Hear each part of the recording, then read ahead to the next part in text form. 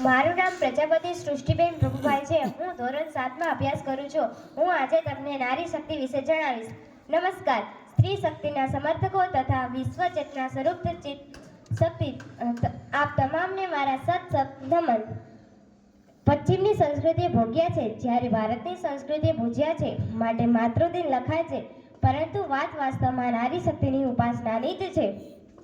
જન્માષ્ટમીના હર્ષોલ્લાસના રંગ સમાન, પારિજાતના પુષ્પની એ ડગલી સમાન, રંગ અને સુગંધ સમાન, પ્રેમ વહાલના અન્ય સમન્વયના સમાન નારીનું પ્રથમ રૂપે હૈયાની આરપાર જાય છે તો તે છે પુત્રી.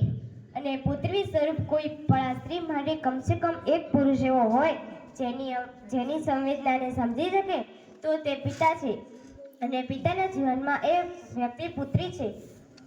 કોઈને ખબર ના પડી એ ભૂખ્યા હોય, એ પિતા હોય, પરંતુ એવા સમયે મૌનની પાછળ શબ્દને સાંભળી શકે છે, આંખની ભાષાથી હૈયાના ભાવને સમજી શકે છે તો તે પુત્રી છે.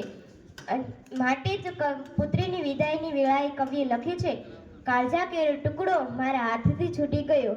એક જ સ્ત્રીના વિવિધ સ્વરૂપો છે, જે દરેકની પાછળ એક જ ઉર્જા કામ કરે છે, અપાર સ્નેહ, કરુણા. આનાથી અભિરંજન થાય છે.